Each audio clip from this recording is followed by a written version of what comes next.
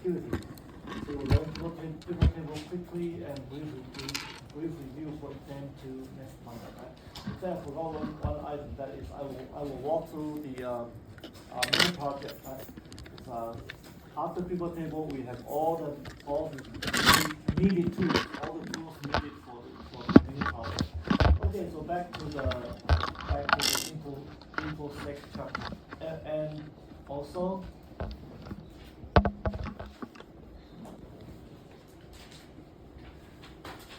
So we are here, and originally exam 2 was on 9th, but I will leave for conference tomorrow and will not return until Saturday. So the exam is moved to Monday after, right? That I already announced. And the pivot table I move it to today, right? So Monday will be exam 2. Okay, all right. Okay, so.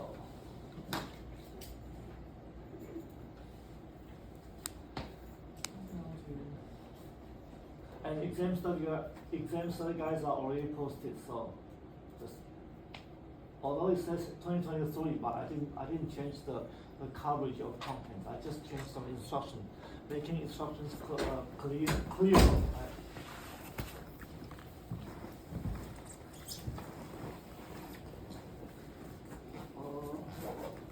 So it will cover everything since last exam, right? It will cover everything since last exam.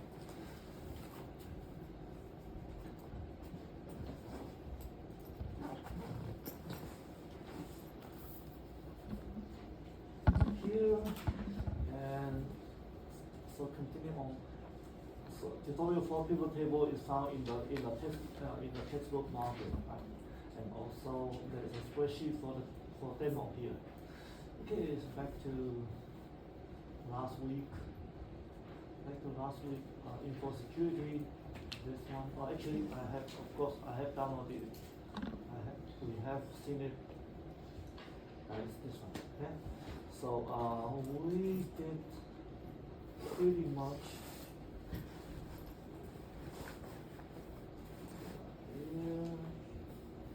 CIA organization. We have done all these. Okay, so let me talk a little bit about the firewall, right? So I think in the remaining part, I think what is the most important is firewall. So I use the same format that I created in your class, also for the PM class, and it ended up what I did on your class is better than afternoon class. So I will post this one, right? So we haven't. So okay. So I will.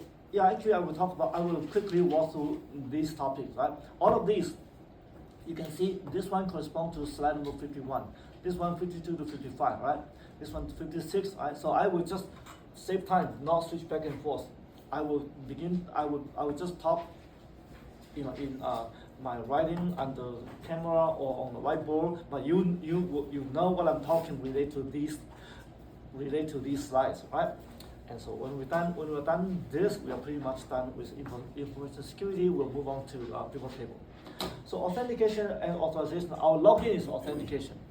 The logic of authentication is you prove to the system you are who you say you are. Okay. So like I say I'm Jeff Zhang, CSUN faculty, but then I need to prove I'm really who I am, right? So by entering password. Now authentication again is to prove to the system you are who you say you are, right?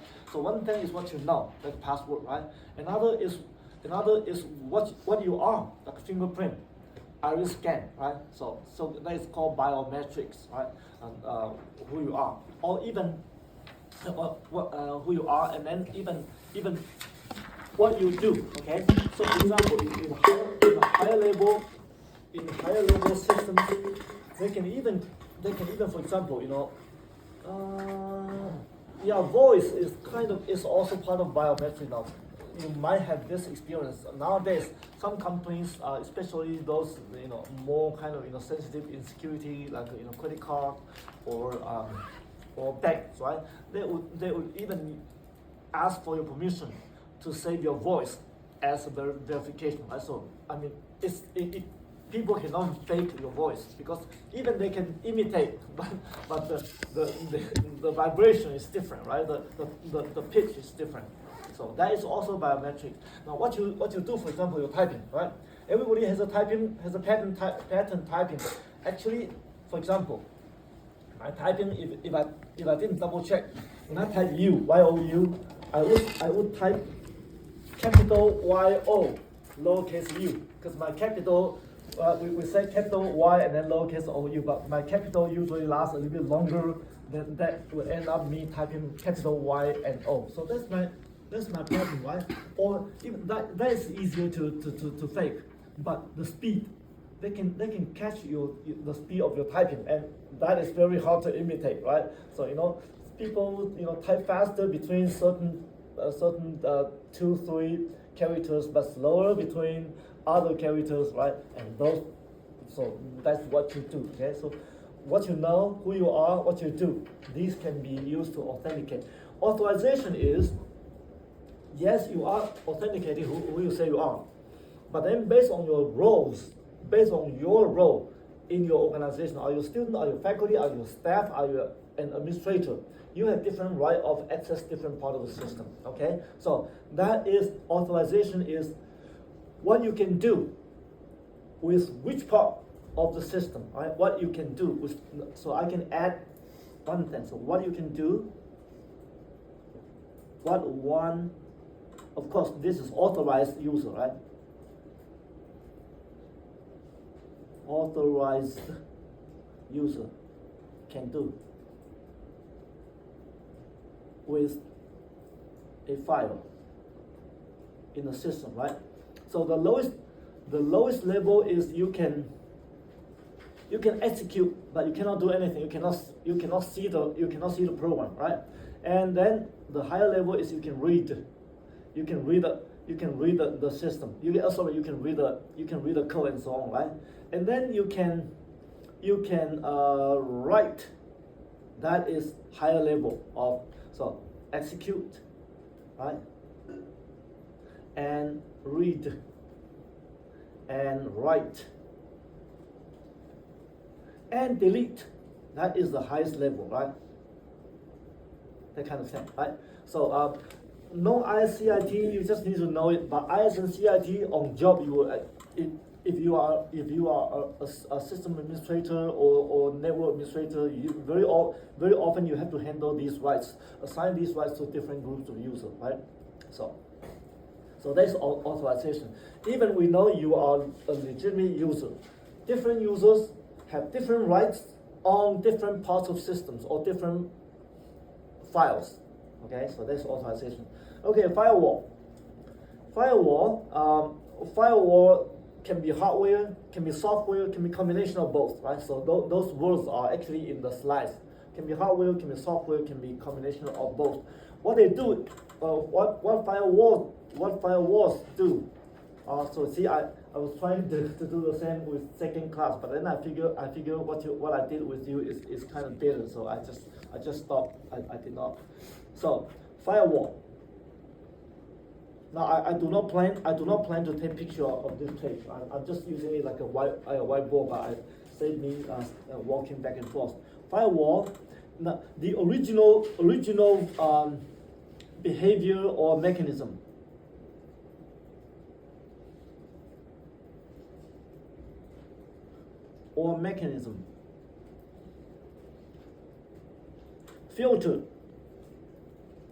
Filtering header fields of a packet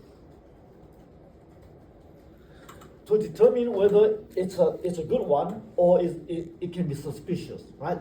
So especially the header fields, especially address, especially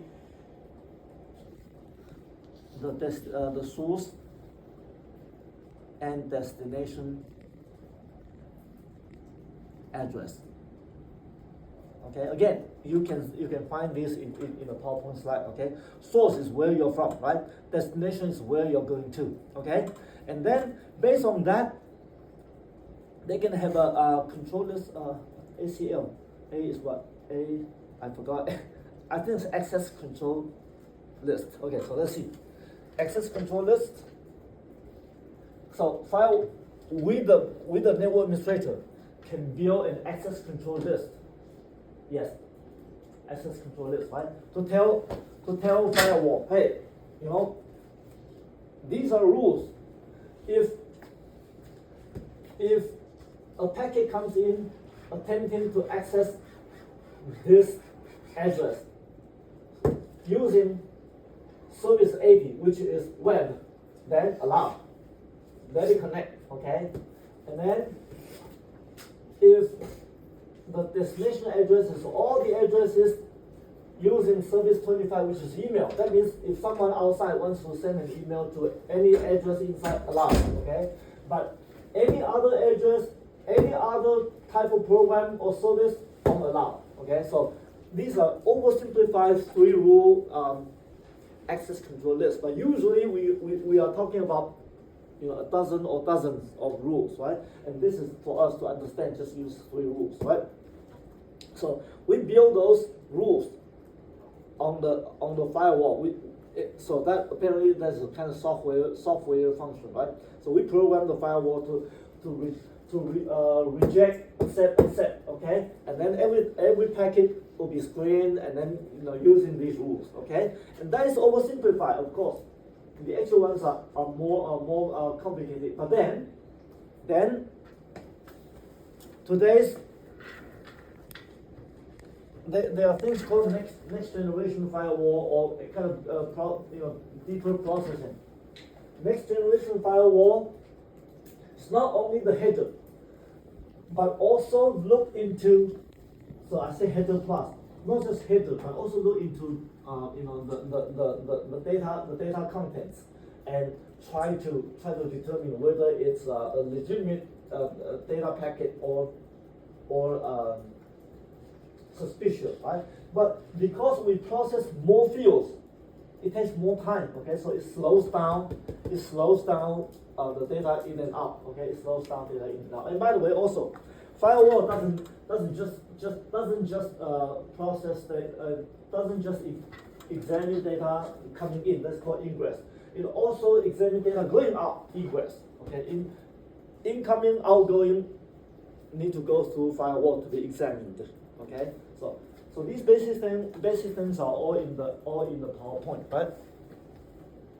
Then the next is, it's a common practice for companies to have I think DMZ. Where did I put DMZ?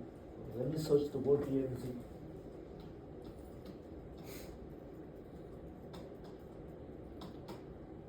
Okay, DMZ. Oh, here, DMZ. Okay. Let me see whether there's one more appearance of DMZ. Okay, that's the only one. Okay, so DMZ, take a look at DMZ. Oh, that's YouTube. So that's YouTube. Well, I just take you there. I will not show the whole video, right? So, For this lesson, I'm going to cover demilitarized zone, DMZ. So what is a DMZ? A DMZ is the area of the network where you place your internet services, such as email server, FTP server, or web server that you want available for the public to access. Companies will use a DMZ for websites that host certain services and information for both current and potential clients. A public FTP server on the DMZ might serve files to all users or only certain clients. Mail servers on a DMZ might serve to provide mail access for your own users or who might be using the system remotely. If the web server on your DMZ is compromised, then the hacker can only affect what's inside the DMZ and not your internal LAN, local area network, which is separate and protected by a firewall. Typically, the DMZ is placed between the public internet and protected zone, your private network. So here, let's take a look at the image on the right. As you can see, here you have your local area network at the IP address of 172.29.0.0. And then here you have your firewall that's protecting you from the internet, the untrusted network. And then here you have the DMZ that's residing away from the local area network, your internal network. And the DMZ has your web server and your FTP server. So again, if an attacker comes and compromises the DMZ, it will not be able to compromise the local area network because, again, the DMZ and the local area network are on two different sides. Well, I hope you enjoyed this. That's all I have for DMZ. Thank you. I think, okay, let me go back a little bit. I think this one has a little bit, maybe actually there is a level, another layer of protection here. So this one is protected, at a higher level than this one, right? So reason, of course, we need to protect everything, right? But if you protect this one very strongly, your external users, like your customers or your business partners, will be very hard to access this part. But this part is meant to be accessed by people from outside. So we just lightly protected it. But then my internal networks will have another level of firewall to have stronger protection. Okay, so that is one thing I want to add. Okay. So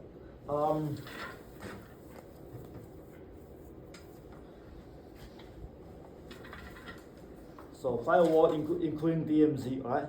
And then today actually, so routers are like the traffic cops to direct internet traffic, right? So you can find it in slide number 56. Encryption.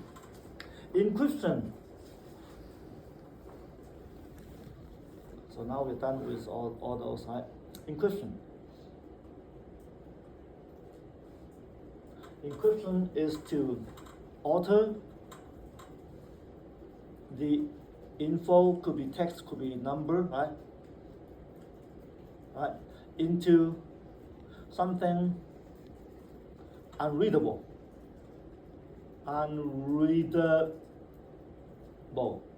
to unauthorized parties.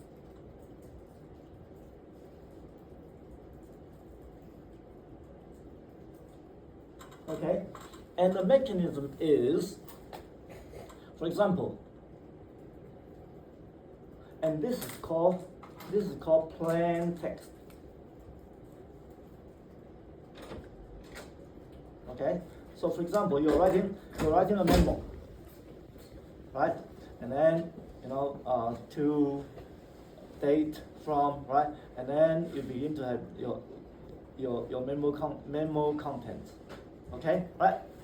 And then it goes through a transformation process using very sophisticated mathematical calculation, and those mathematical calculations are called algorithm.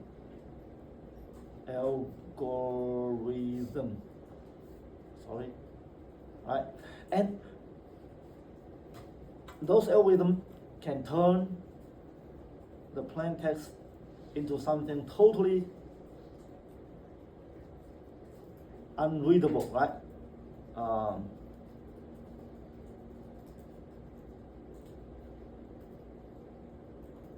And so on and so forth, okay? And this is called ciphertext. Okay? And only the authorized users can see it. How can authorized users see it? The algorithm alone doesn't do the job. You need a key to algorithm plus key to do the job, right? So then our intended receiver will get the key, and with the key, our intended party can apply the algorithm and the key to turn the ciphertext back to the plain text. Okay, so this way is called encryption.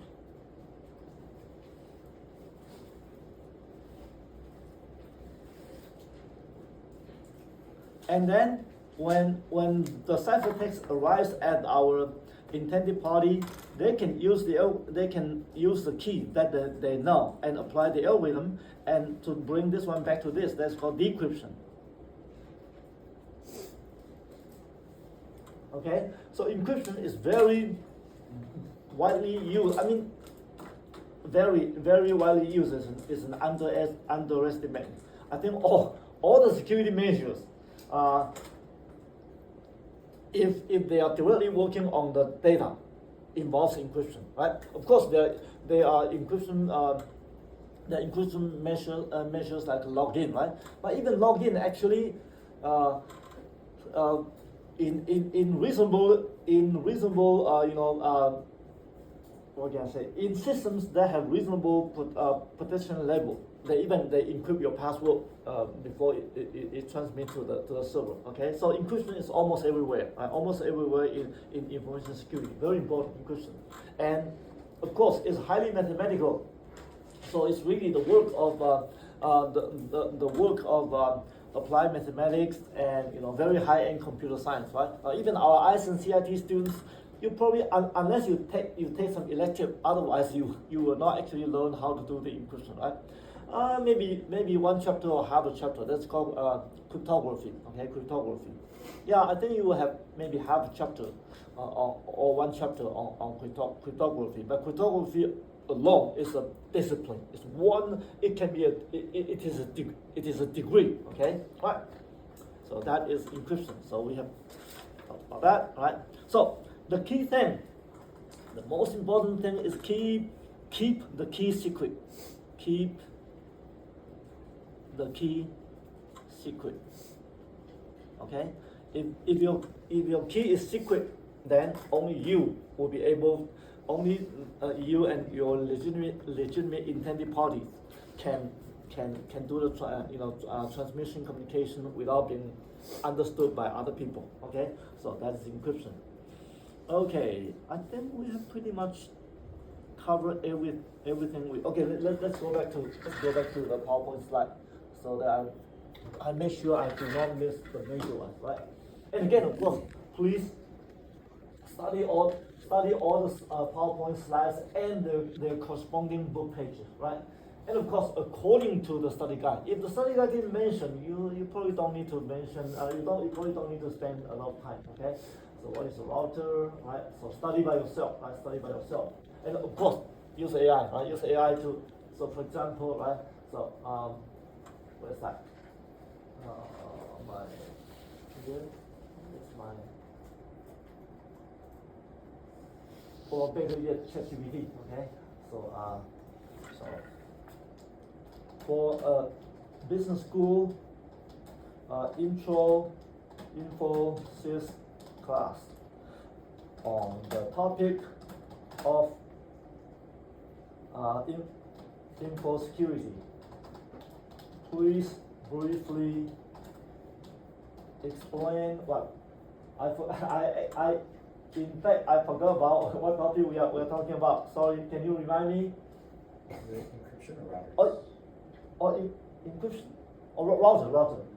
Please briefly explain routers and their way of functioning. Okay, and then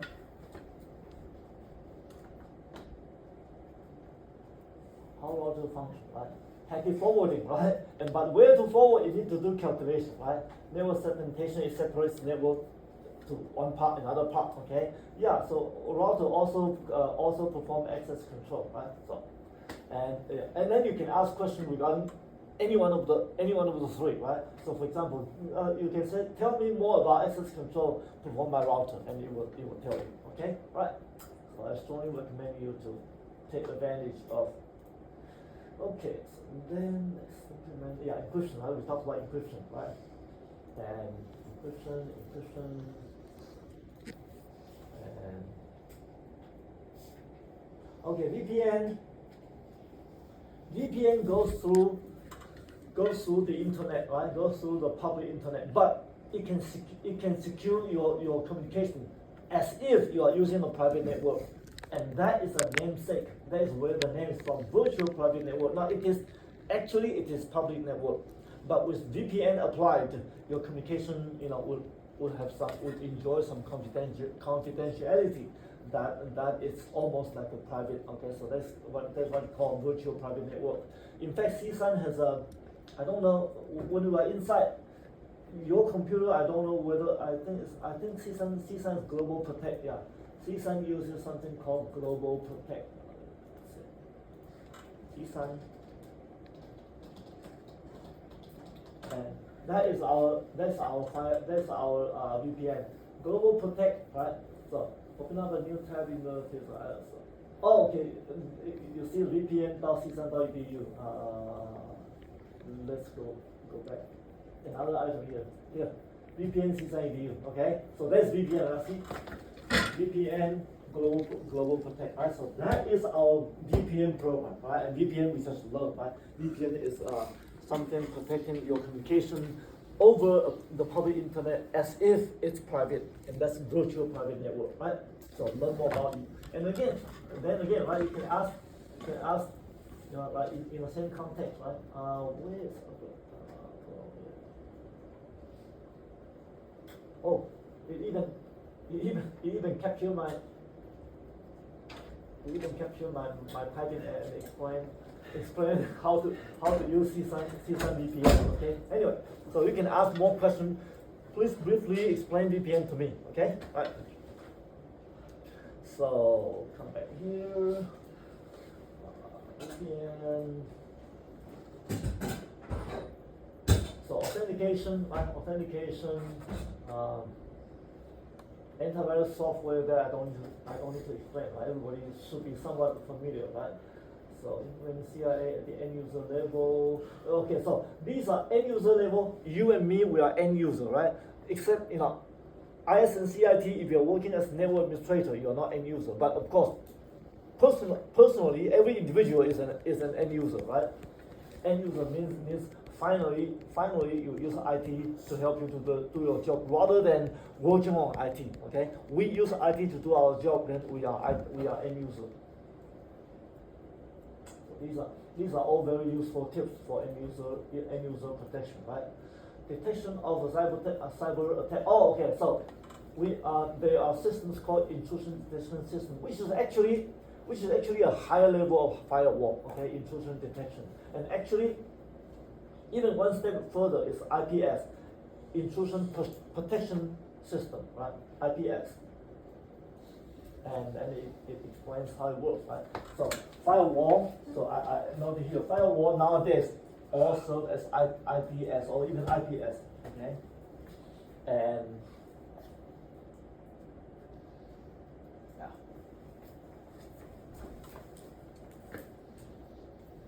And then when an incident happens, these are our response. First one is incident notification.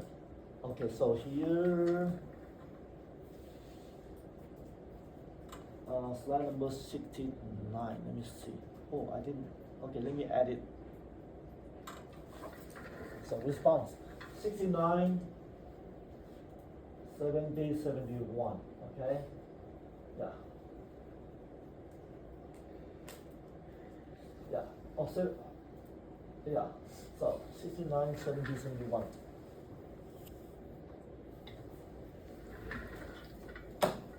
Incident response. That's in here, right? Incident response.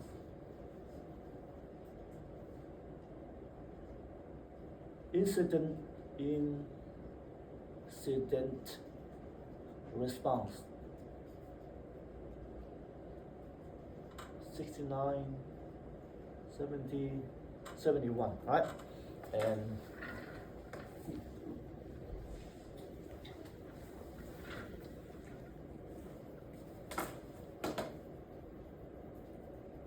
one, you want to notify your higher up and notify your IT people, right? Define whom to notify, right? And the impact users and also higher ups, right? And that's called escalation, right? And determine what to say, right? And of course, basically when something happens, it's very short time for us to think about whom to notify or determine what to say. So actually these must be items or articles in a so-called security policy. Okay, so we have some policies to follow. We don't need to think what kind of incident we need to report to whom and we need to notify whom, right? So those must be in security policy. And then protection of evidence. Document means keeping record, right? Document as incident is resolved. Capture evidence for future prosecution, right? Capture system events And that system events, those are from log, system log. So, certain date, certain time, certain hour, minute, second, what happened, right? An access attempt from what IP address. Okay, so that's one line in the network log. So that captures the network events, right? Use data for instant eradication and follow-up eradication. Remove, like wipe out the Trojan horse, right? Wipe out the ransomware, wipe out the virus, okay? And then for number 5, number 5, 2 slides later. So we go down. So after this, we will conduct net analytics and so on. So let's continue. Next slide. So 3, 4, 5.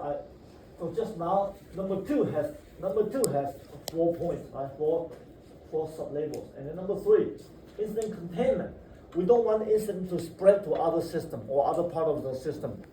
So we need to, very often we disconnect, we unplug the network cable so that this malware intruding this part system would not propagate to other parts of my system. And then eradication, removal. And then number 5, right? That is what I said. That's what I said. Two slides later. Okay, so number 5. Instant follow-up, determine exactly what happened. We need to analyze the network logs, right? Evaluate and the response. Did we respond correctly, right? And promptly, right? And then write a formal instant report and report key. And that from these, why we do the follow-up? Because we want to learn and become smarter than this time. Okay. So next time we can add more items to our security policy, right?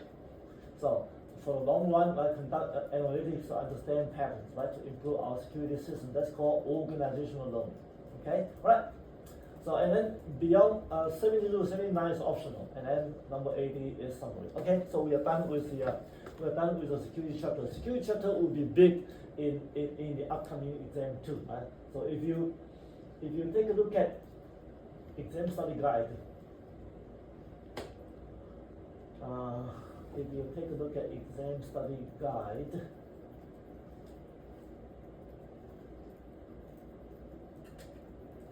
number 2, my new implant teeth are still kind of biting my cheek every now and then. When I'm talking, I'm actually biting on my cheek. So you can see, okay, so network intro, that is a big part, okay? And then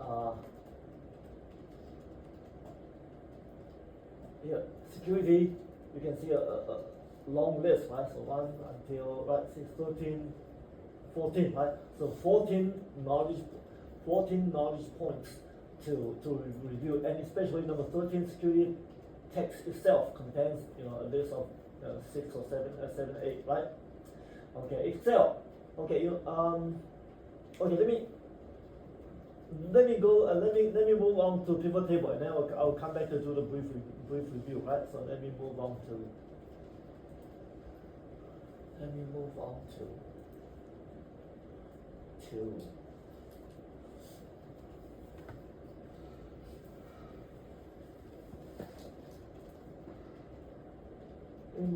pivot table. So pivot table, here. Tutorial 4, right? Tutorial 4 pivot table. Hello. And now, why we use pivot table? Because pivot table is a very handy, quick tool for us to do some not very sophisticated but very often useful data analytics. That we don't need to write a formula. We don't need to do the statistics. They are already built-in functions in pivot table, right? So for example, we have a company of hundreds of employees. I'm not talking about tens of thousands, those huge companies. I'm talking about typical size of small to medium size, right? Between 100 and 500, for example, right? So very we can use pivot table very easily. Or we are a small company, we have a customer size, customer population of 1,000. We can very easily use a pivot table without sophisticated statistical mathematical tools, right? So, for example, it can allow us to do customer analysis by zip code, right? Or if I'm human resource, I can analyze my internal company, right? Like a employee performance by their position, or employee salary by gender, or by different assuming I'm a mid-sized company that has offices in different cities, and then I can analyze the performance of different offices or the salary level in different offices and so on. Okay, right? So that is a pivot table without writing formula. So I got some questions from last class. Some students asked, how can we? Are we going to have pivot table questions in second exam? I said pivot table cannot be tested in exam because there's no formula, right? And so you just learn and do it, right? So here the whole tutorial is actually like a lab manual. So I'm not going to refer back and forth. I will just I will let you know. I will actually do this. Right? I will actually do this. I will actually do this. Right? And so all the screenshots you can follow and replicate what I'm doing here. Right? So I will actually do this. Right? So now I will not go back and forth. I will just use the demo spreadsheet. So if you have a computer, you can open. You watch me playing with demo, but then on the computer you can open the tutorial, right? And then you will see where I'm at, right? So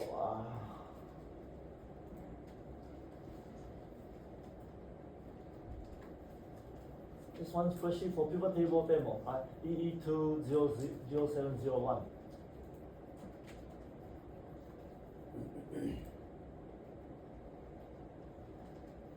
Okay. So this is the human resource data for a small company with 110 employees. 110. So here you have 110 employees. Okay, and everyone is hired on a different date and has a different salary and so on, and of course different position, right? So 110 employees. They belong to various departments. They are working on various positions, right? And they have, of course, different salaries and different hire dates. Okay, all right. So I'm going to build a pivot table to help me to quickly analyze the human resource data of this small company. So here I will say insert. So again, what I'm doing is not from nowhere. It's from the tutorial, right? So you can, I suggest you open tutorial and then kind of when I'm talking, you try to go down. So insert and then insert pivot table, right? Insert pivot table, right? And then from table range, okay. So I believe, let me go back. I should click inside the data, right? When I click inside the data, then I don't need to indicate Excel knows the data range, right? So from table, see it already knows it goes from A9 to A1 to G120, okay? Because I click inside the table. But then you need to say where to locate the pivot table. On the new worksheet or existing worksheet, and I want to compare with the data, so I say existing worksheet. But if it's an existing worksheet, you don't want to replace your data, so you need to indicate a new location, whether it's here, right? And the location means the beginning, the upper left corner of the table, right? So if the beginning cell is here, then it goes this way, okay? It goes this way. So I will indicate J10, which matches what I said in the tutorial, right? So J10. So pivot table begins from J10. So that is J10, okay? And then I can, again, what I'm doing, you can read from the tutorial. You can select, for example, you can select department as row, okay?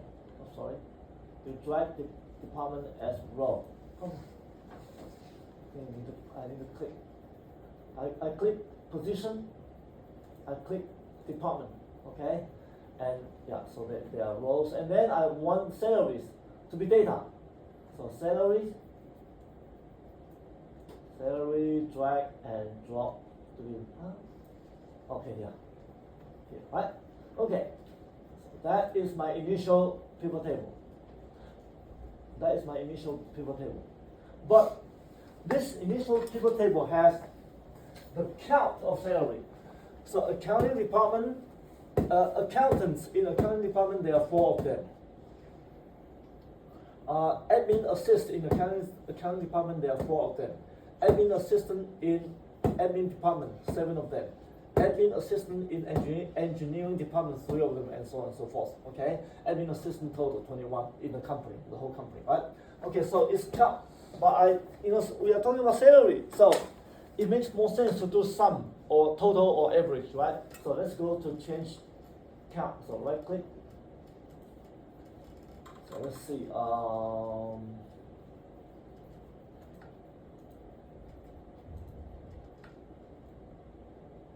No. Let me see what's oh, here, count salary here. I think I can. Let me see. Double click. Yeah, double click, right? Double click. I can change count of salary to sum. Okay, but don't say okay yet. Let's set number format. Right? Number format, because it's total of the whole department.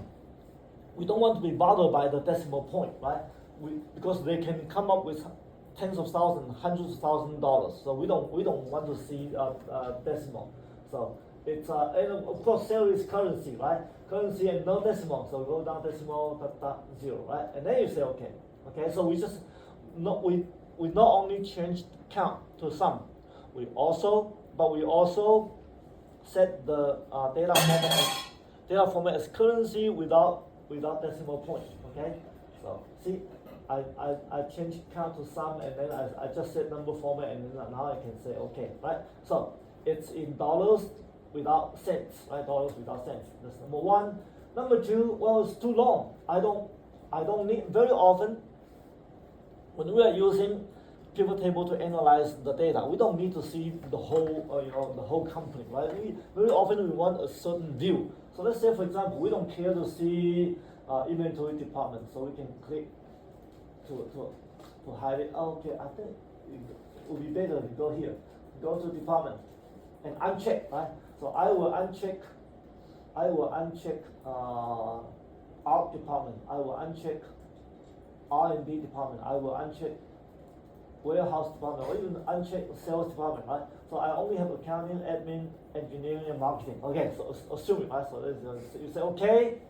So now your table is much shorter, right? You only have these 4 departments, right?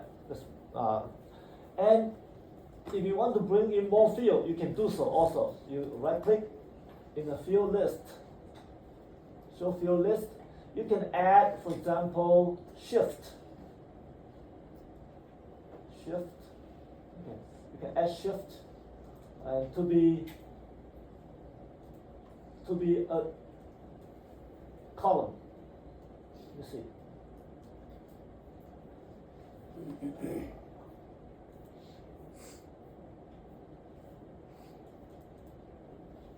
Shift. Oh no, son of shift. That's wrong. Oh yeah, it was put to shift.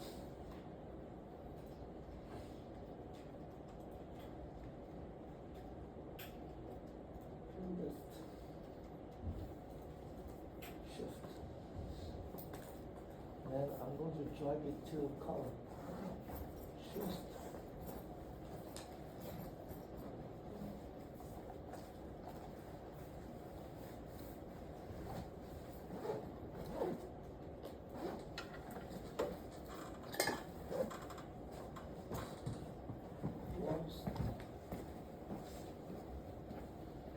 Oh, no. Yeah. So now shifts are columns. So we have a column that's shift 1, a column that's shift 2, a column that's shift 3. Okay? And by the way, shifts, many of you probably are not familiar with manufacturing. we people, we are working 8 hours a day, right? And that is by law, right? And but we also have the non-human assets, right? Like building, right? Facility building, like machines, like furniture, right? We want to work them out because they don't get fatigue, right? We want to work them out as much as possible because accounting students, you all understand there's depreciation. By the way, I really struggle with my talking, but just bear with me. Also, I think I need to slow down a little bit. A big chunk of my internal mouth is taken by the new teeth, and so I still learning to handle that. So we want to work the non-human assets, as hard as possible. So we would human being 8 hours a day, but we can the facility, the machines, they can 16 hours or even 24 hours a day, right? So to do that, then we have shifts, right? The day shift is typically from 8 a.m. to 4 p.m. right, and then the evening shift or the second shift is from 4 p.m. to midnight, okay, and the third shift, also called graveyard shift, is from 12 midnight to 8 a.m. next morning, okay. So that is the three shift, right? So you can see the distribution of your human resources among the three shifts in 3 departments, right? In 4 departments. And if you feel it's too crowded, now look, you can drag the shift up temporarily. It's standby, right? It's standing by there, and then the data is much better. Number one. Number two, also, we can, because not everyone is happy with this kind of thing. That is first by position, then by department. But some people, they're thinking they want to see by department. And then within department, by position, yes, we can do that. So I can drag a department to the left of position, and that would change the sequence of the group of the organization. Right? So I drag here. So now it's first much neater, right? So every department, accounting department has three types of position: accountant, admin assist, and group admin assist, right? And then the admin department has only 2 types of positions, and engineering department has 4 types of positions, and so on. So much better. So again, you can, and if you want one of them to be the column, look, you can drag position to here. Now it becomes column. Oh, sorry, I was hiding. Interesting. So you would drag position.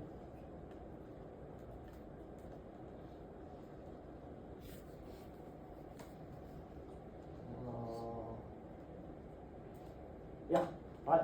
So here, a department is a row, and then I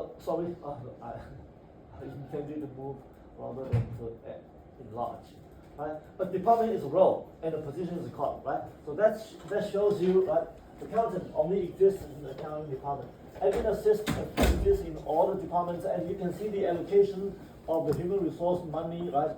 In the salaries on different on the admin assistant for different departments. And if that distribution is what you want, good. Otherwise, you can reassign some admin assist from one department to another, right? You can do that, right? So it gives you a very good and easy view, clear view of your human resources distribution among your departments. Okay. So what I did just now is called slicing and dicing.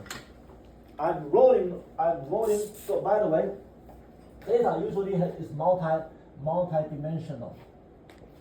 Data usually is multi-dimensional. So for example, we can, this is department, right? So by department, okay. So accounting, right, and admin, right, and engineering, and marketing, okay. And then so if I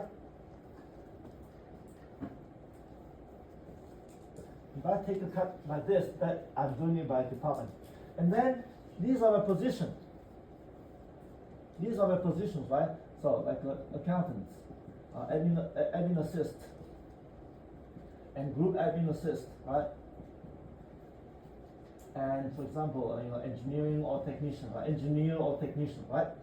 So, and if I take a cut here, is all the accountants across the organization, all the admin assistant across the organization, or the group admin assist across the whole organization. So actually, I'm going to do this, right? Right. Okay. Okay. Right. And then, for example, what else?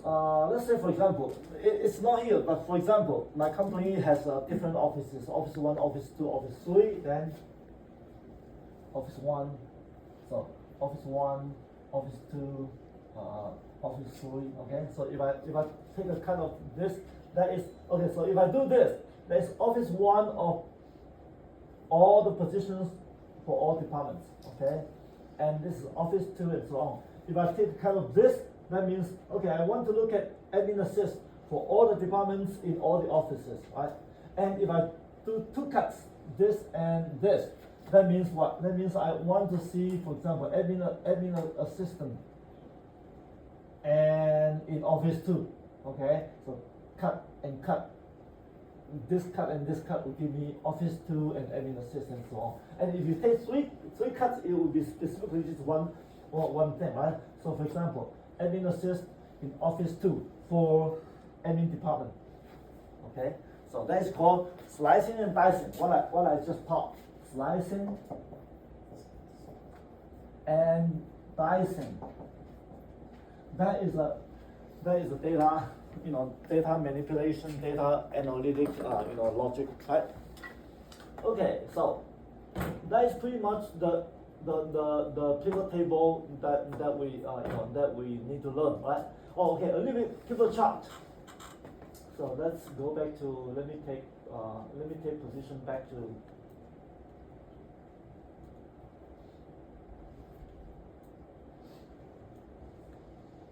okay. So for example, I want to see, so let's make a pivot chart, right? Let's make a pivot chart. So I will say, update, refresh, I forgot. So here, refresh. So for example, Tony Altec, marketing department, product marketer, who did a good job last year, that we want to give him a raise from 30,000 to 33,000, okay? And that should affect the marketing total, right? So when we Altec off, let me shrink a little bit so you can, I can.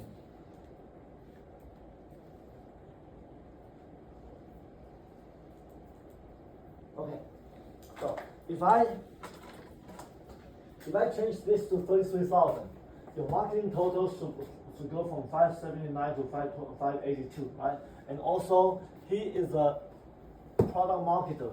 So product marketer subgroup 312 will become 315, okay? So let's see. I will change 30 to 33, okay? And so what? 312 supposed to become 315, and 579 should become 582. Nothing changed. Well, we need to come into the pivot table, right click, refresh. Refresh, okay? After refresh, 315, 582, okay? Right, so those are all you need to learn, learn for pivot table. Of course, again, feel free to go to in fact, why don't we do that? We still have time. Let's go to here. So, the learning.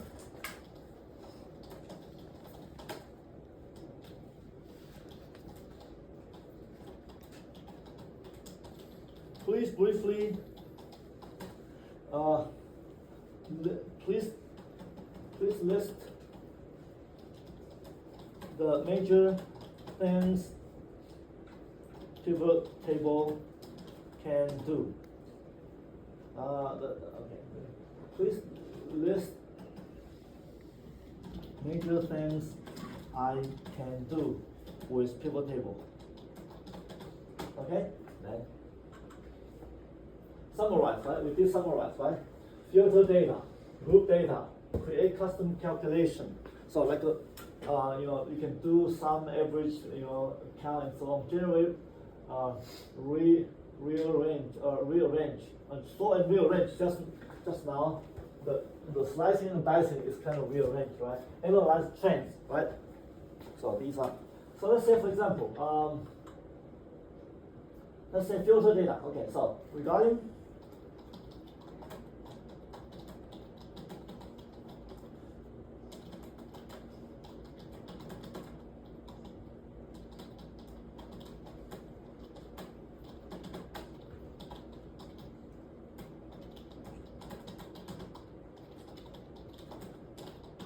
see, I am tailoring our conversation to our data, right? The data we saw.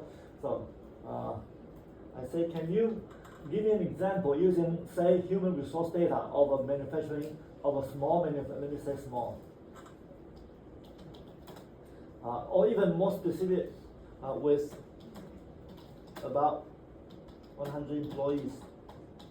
Okay, right. And let's see what it does. Filter data above. See, employee name, department, right? Okay, let's continue tenure as position. Oh, job title. Okay, so that's like position, right? Age, salary. Yeah, they pretty much have filter by department, right? We did that, right? And you can say filter by department and filter by age or tenure range and so on, right? So very easy to learn by yourself. Okay, so we kind of cover pivot table, right? And then okay, pivot chart. Actually, you can also ask AI. Please give me an example. Okay, just continue on the above.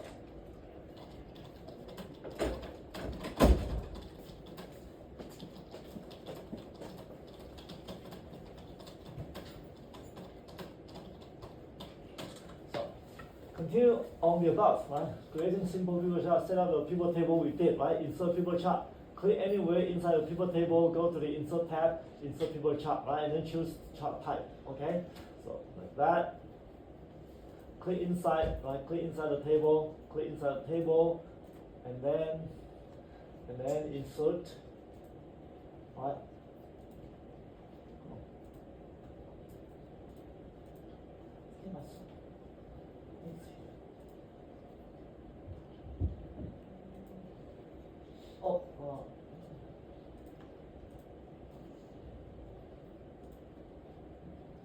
Since I'm already in chart, so here I just change, let's say for example this, okay? So it gives me so accounting department by the position, admin department by the position, right? Engineering department by position and so on, right? So that is these are the total of salaries, right? And we can of course now we can resize to make things. I can make the chart area to be so that, or if we are not talking about total, we can go back to change to count, right? Not sure how detail of this selection. Let me see.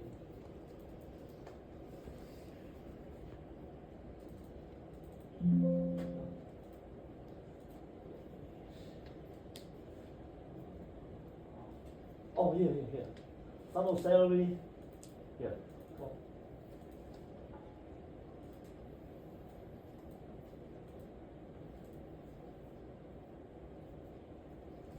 Sum, okay, so let's do count. Okay, so now we have different counts of, oh, of course we need to change the data format, sorry. The data format now it's just number. Okay? Number, yeah, that's fine. Okay, so see when we change here, the pivot table also change, right? So we know the what is this? This apparently to be engineering department. We know engineering department has engineers. How many? 14 engineers. Okay. Marketing department has 4 admin assists, right? And how many product marketers? 9 product marketers and so on. Okay, so very easy to use, right? Okay, we have done all our learning today. Let me quickly walk you through the project, right? So, begin to work on project, right? Project is due 1 week before the final exam. And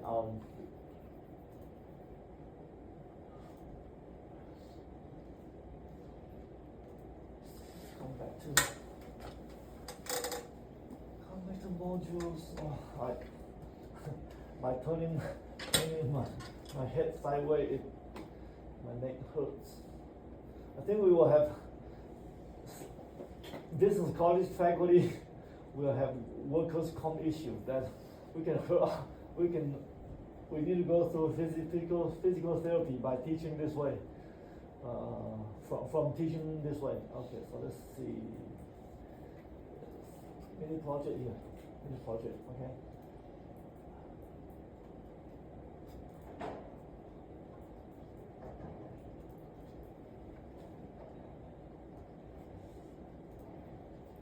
So there are two scenarios. One is the salary analysis. Use the spreadsheet that we just used, 20 points, right? And then another one is New York City Airbnb, which you saw the data in second home assignment, right? In second Excel home assignment, right? And so this one has what? Also 10 points, so total 30 points. Now, base point is 24, and I give you six extra points for the work content, right? Because work content is worth more than 20 points, right? So I give you that. So first one is the spreadsheet that we saw just now. Then I added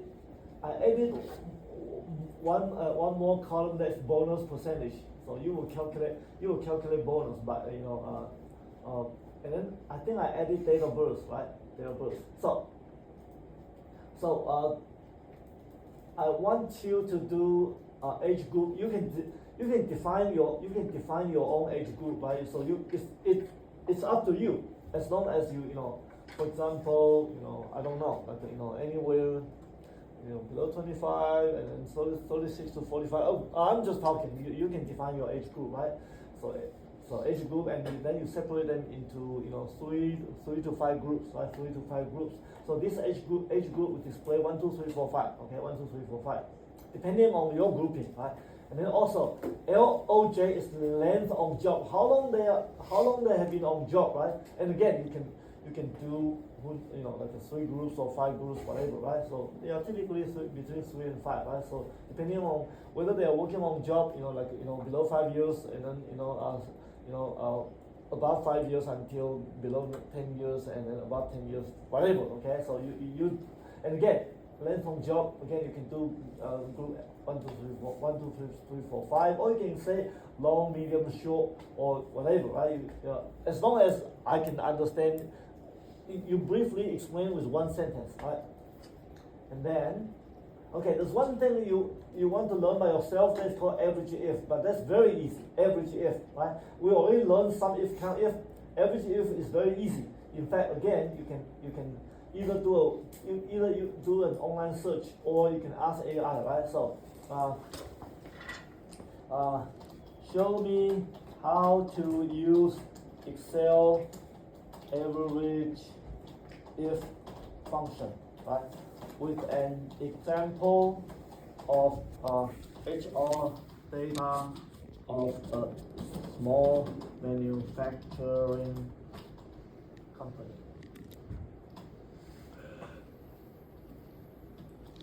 Okay, and then so scenario, department, right? Department salary, right? Okay, and then it tells you how to see this function, right? Average, right, and so on, right? So you just and of course, if you don't like its example, you can say, okay, with the same context, give me another example, whatever, right? Do your conversation, right? Okay, so that's average if. Then, so I have task 1, employee lookup. You want to do employee lookup by either employee ID or last name, right? And that is, now it will attention. This logic is the same as the LADWP. You can look up a person's balance by either entering account number or phone number. Okay, so apply that logic here, right? account number or phone number. Then, so your formula should have if, right? If, right? And lookup, right? So this is if and lookup, okay? So if your teammate is not here, you have more responsibility. Take note and then tell him or her, okay? That task 1 is actually like LADWP, right? You can look there in the example, we can look up a customer's balance or a last payment by entering either phone number or account number. Now here, we can look up an employee's data, right? By entering employee ID or last name. Okay, so that's task 1. Task 2. Task 2 is here. Average salary, average bonus percentage, and average LOJ by position. So that is an average if, right? Average if. So, like average salary for accountant, average bonus percentage for accountant, right?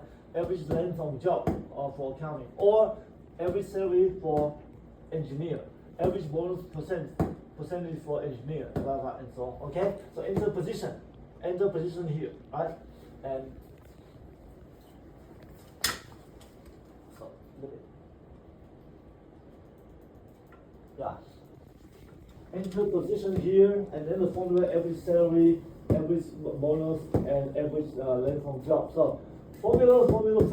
Enter position here, and then this formula take this to calculate average salary, right? And formula takes this position to calculate bonus. So okay, right? That's task 2, and task 3 is pivot table. Task 3, group statistics using pivot table. You don't need to do calculation. Pivot table, use properly construct a pivot table, and you can see the data from the pivot table, right?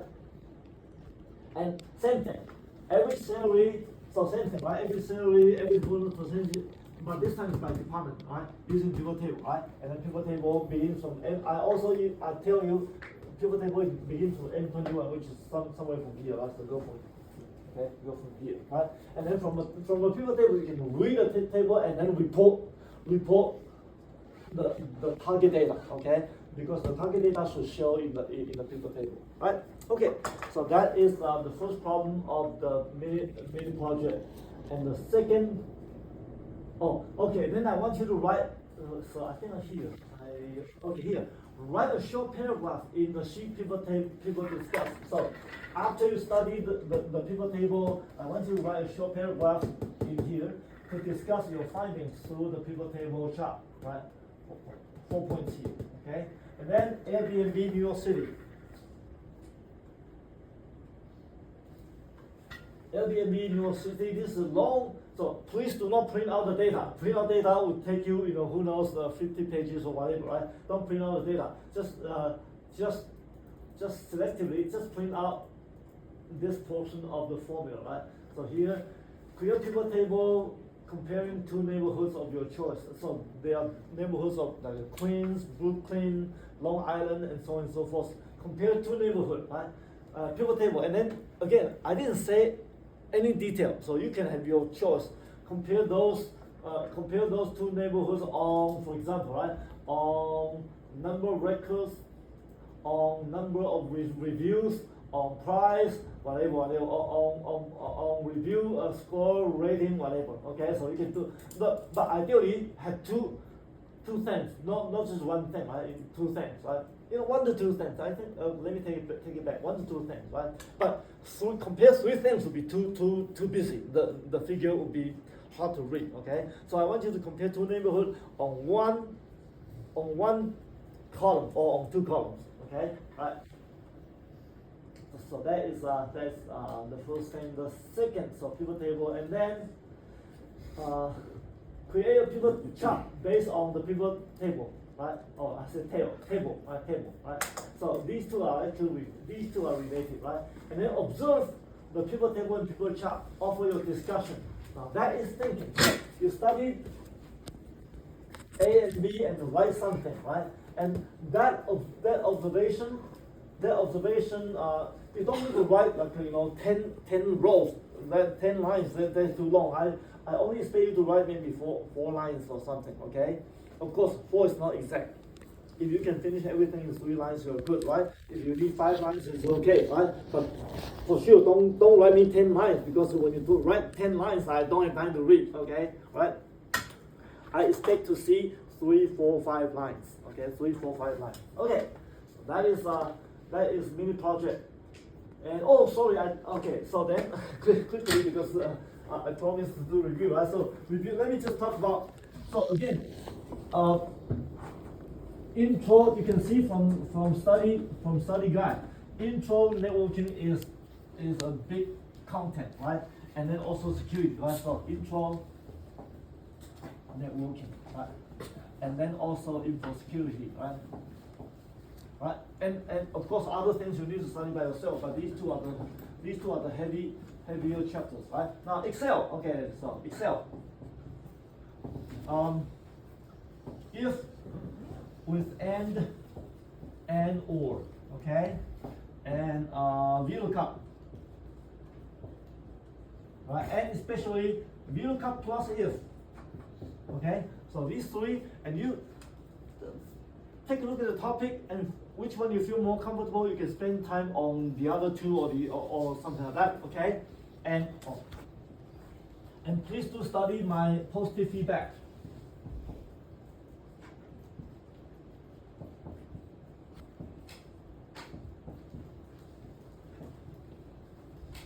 Okay, study the positive feedback. Now there's one thing here, because I'll be on conference next week, and then when I come back, I'll be busy preparing,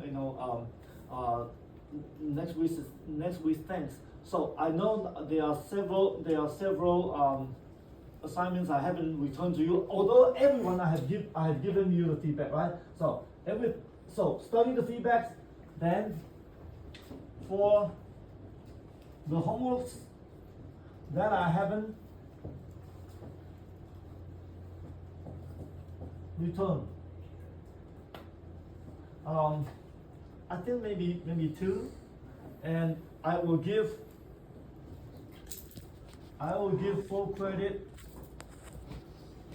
to all for at least one of them, right? At least one of the homeworks, okay? And if I have time, I will grade a newer one. If I don't have time, all the homeworks I haven't returned, I will give you full credit, right? But again, please do not sit there, do nothing. Study the feedbacks. If you didn't study feedback, it will be your loss, right? It will be your loss, because I posted my feedback with detailed comment, right? Study all the feedbacks, okay? Study all the feedbacks, okay? Okay, so yes? So this time on the exam, the Excel stuff is going to be multiple choice as well? Yes, thank you. Prepare 2 Scantron sheets, right? Scantron 1, 2 points each. Scantron 2, I don't really remember. It's like 6 points each, but again, allow me a question, right? 6 points each, about like that, okay? How many questions will be in the exam? Study guide, I think says that, I don't remember, yes. Are they the same Scantron sheets as Same last? Scantron, A82, the green, long one, A82, right? I think it's A82E, right? But if the color is blue, it's okay, as long as it's long, okay? It's not, no, there's Scantron like that, no, don't use that, it's this, okay? Long. A82, okay, so A82. A82, I believe it's A82E, but if the last one is different, I think as long as it's A82, you're okay. Any question? Yes. So we're not gonna be writing any Excel formulas, we're just. Yeah, I give you all the Excel formulas, and then you use your reasoning to find the right one or find the wrong one, according to my instruction. Okay. Okay? All right. So Wednesday I'll be on conference. Wednesday